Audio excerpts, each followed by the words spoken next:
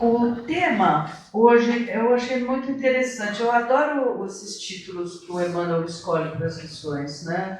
Amor e temor. É muito sugestivo a gente pensar como é que ele está juntando amor e temor. E nós vamos ver na lição por quê.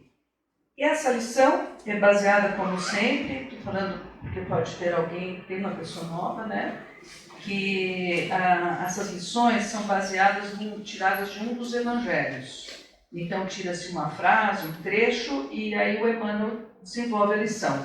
A de hoje está em João, capítulo 4, e versículo 18.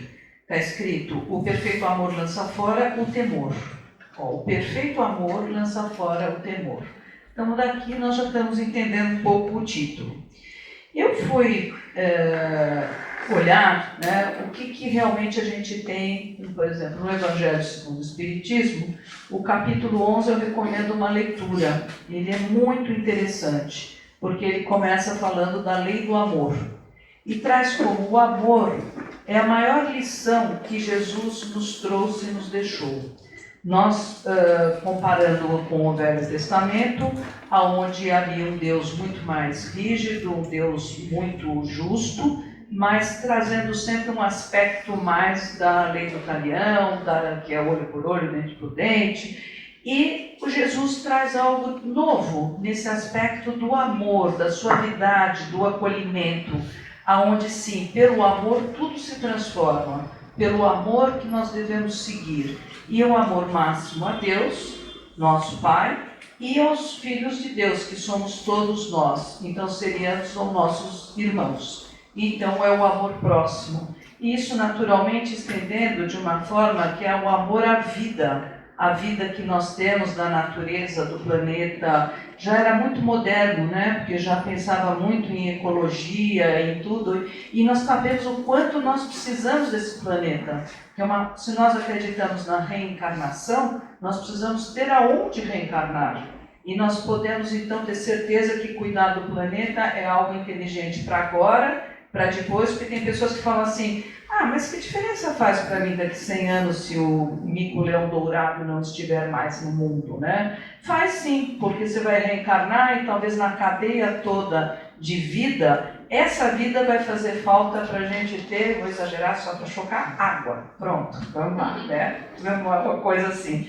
Então, a importância do amor é fundamental e essa lição destaca isso. Então, se a gente pensar lá, tirando um pouquinho um resumo do Evangelho, a lei do amor é o primeiro e mais preceito, o mais importante preceito da doutrina dos ensinamentos de Jesus. E está aqui, é o antídoto para o egoísmo. É muito interessante, porque aqui na lição, Emmanuel vai falando do amor imperfeito, aonde a gente coloca todo o carinho que nós recebemos e que nós achamos merecedores, ele usa numa estufa particular. E a gente fica o tempo inteiro querendo que essa estufa seja cuidada, alimentada, cuidada, e nós pouco damos. Porque nós estamos no imperfeito amor, como ele disse, né? E esse perfeito amor é aquele que, no cotidiano, a gente vai aceitando que nós tenhamos, porque nós arrumamos algumas justificativas internas para ter, colocando em geral a culpa no outro. Vamos pegar o clássico ciúmes. Relacionamentos onde há ciúmes, todo ciúmes já é um sintoma de que algo não está muito bom. E esse ciúmes, o que ele vai causando? Usando a palavra aqui de Emmanuel, vai causando um temor. Eu tenho medo de ser trocado, medo de ser preterido, medo que a pessoa prefira ir no cinema com alguém, que eu seja uma amiga, um amigo, que depois vai encontrar comigo num horário que eu não posso ir no cinema. Estou dando exemplos muito banais, porque assim nós vamos construindo com nossas justificativas internas. E ele vai falando assim, é a posse, de certa forma um orgulho, e ele vai dividindo aqui esse egoísmo entre um egoísmo que é um egoísmo particular, onde eu, quando muito, eu posso ter assim uma certa atenção para minha família, para amigos mais próximos, mas é como se a minha humanidade tivesse em 4 paredes, um quarto bem pequeno, nem 4 paredes tão grandes. E aí nós temos um outro tipo de egoísmo que é trazido nessa lição, que é o egoísmo que reflete na palavra do preconceito. No preconceito da nossa cultura, da nossa raça, da nossa forma de pensar, de nossos princípios que são melhores, nossos valores são melhores, mas estou trazendo os nossos, não estão baseados nas leis da natureza, nas leis de Deus, nas leis que Jesus nos trouxe. Então, quando a gente tem esse sentimento de medo, é uma coisa que temor ou medo, a Hermância aqui, nesse livro que nós temos, eu acho que ele está até, Emoções que Curam, está dentro de um outro livro agora, né? Ou não, Emoções é um só. Emoções que Curam é um livro-aula, vale a pena. E não precisa ler de uma vez só. Mas sente um negocinho e fala, deixa eu ver lá o que a irmã está falando, que eu estou sentindo, deixa eu ver se ela me ajuda, né? E o capítulo 5, olha como é interessante o título. Obrigada, Clóris. Medos indicadores de crenças limitadoras. Porque o medo, né, como ela fala assim, cada medo pode ser indício daquilo que devemos reciclar. E ela vai pondo uma variedade de medos que nós podemos sentir, né? Sofrer de estar enraizada numa crença que não me dá prazer, medo de aproveitar as boas coisas da vida, é maior, estou resumindo. Medo de experimentar romper limites, medo de competir. A gente só pode entrar em alguma coisa, por exemplo, num novo trabalho, num novo relacionamento, se a gente tem a capacidade de lidar com a nossa frustração. Qual é lidar com a frustração? Pode dar errado, mas só pode ser vitorioso se eu tentar. Se eu nunca tentar as coisas, eu nunca vou modificar. Então, essa ousadia de viver é um convite da gente estar entrando dentro do que nós até falamos, do curso da transformação interior, que aqui nós usamos tanto, né, menina, como reforma íntima. A reforma íntima que nós temos que construir dentro de nós, de enfrentar esses indicadores. E não normalizar, porque eu tenho ciúmes, porque eu tenho raiva, porque eu estou chateada, eu tenho, como nós vimos na lição de ontem, para quem fez o Evangelho, a maledicência, e eu vou normatizando isso, mas por que assim? Porque a pessoa realmente fez isso para mim, então eu tenho raiva, eu tenho isso, tenho aquilo.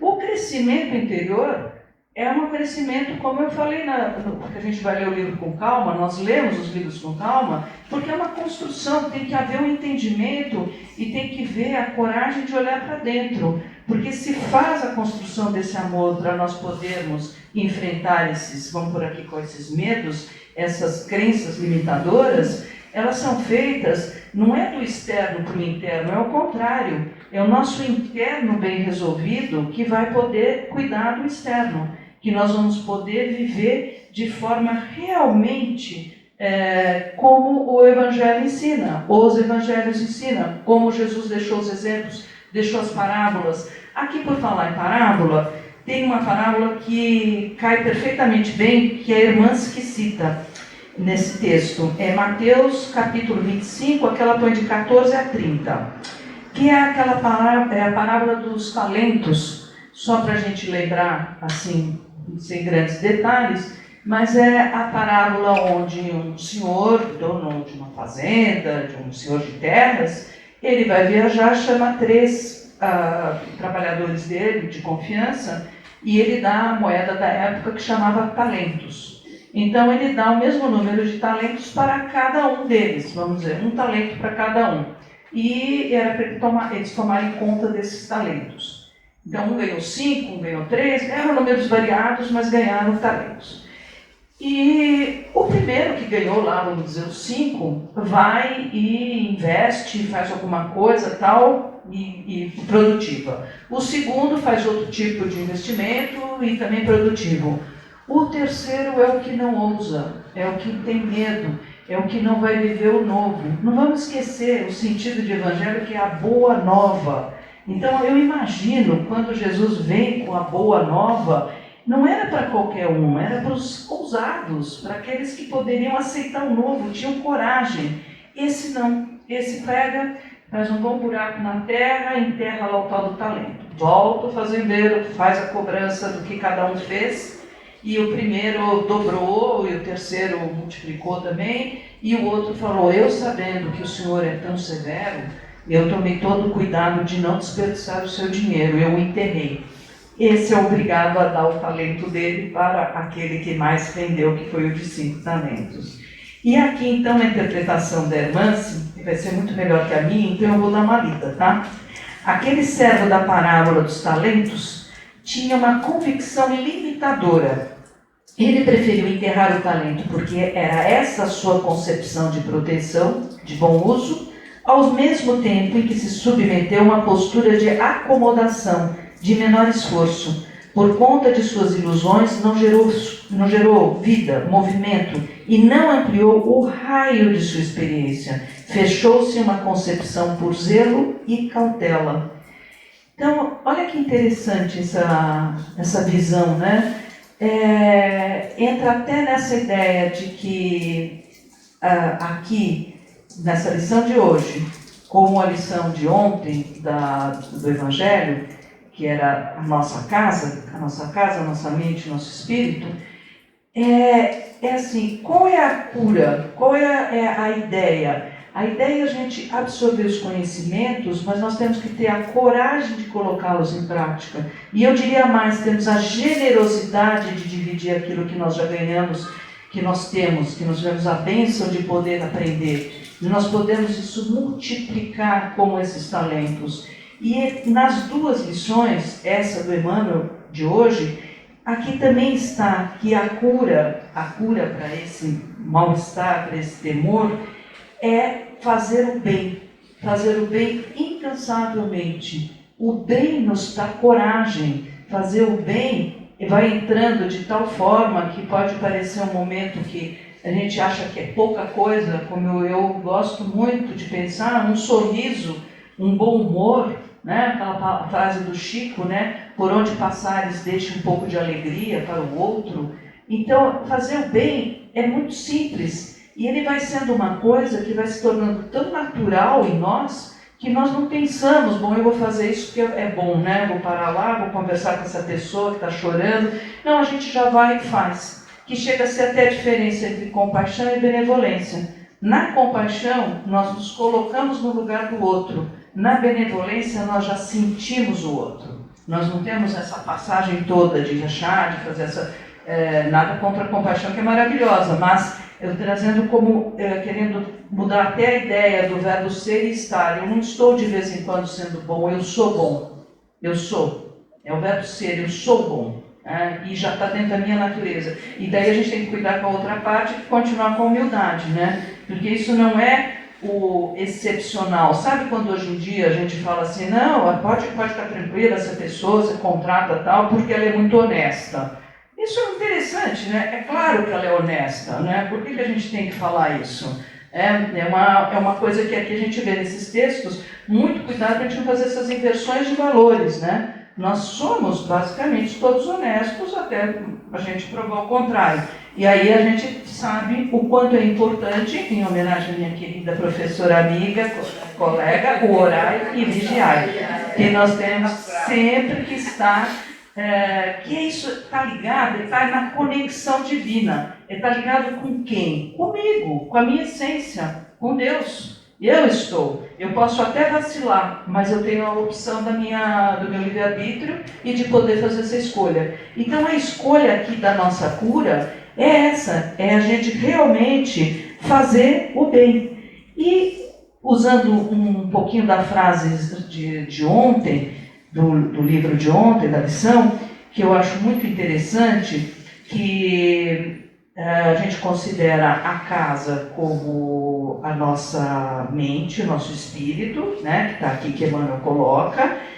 A irmã se coloca aquela frase que eu amei, né, que o Evangelho é uma proposta de terapia preventiva, que nós temos que estar sempre lendo esse Evangelho com calma, com tranquilidade, tentando entender realmente a simbologia toda, todas as metáforas que são oferecidas, para nós introjetarmos isso dentro de nós, e deixa fazendo sentido. E ela ainda fala assim, isso é da Joana de Ângeles, Aonde estiver as suas ideias, estará a tua realidade, o ser que és. Então, como arquitetos, nós vamos pensar como que nós vamos combater o que não é um absurdo a gente sentir, que é a gente poder perceber como um alerta, que é o convite aqui de Hermance, da gente quando começar a sentir um temor, que o temor é um sabotador, que o temor é uma dificuldade minha, mas faz parte da minha humanidade. O que eu preciso ter? A condição de poder procurar entender isso, conversar com essa parte minha que está me atrapalhando, que me dói, que me impede, que me sabota, para eu poder seguir em frente. E o seguir em frente é o aprender o amar. Cada vez aprendo mais a amar. E cada vez, aqui está claro também, cada vez que eu amo mais, mais amado eu sou pelo amor verdadeiro, não o amor que eu imponho, que eu cobro e que eu intimido. Então, ficamos aqui hoje pelo horário com essa sugestão, né, de nós podermos fazer uma revisão interna e ter a coragem, que eu gosto sempre de repetir, mas que é agir com o coração, e seguir o caminho que o Mestre nos deixou. Boa tarde.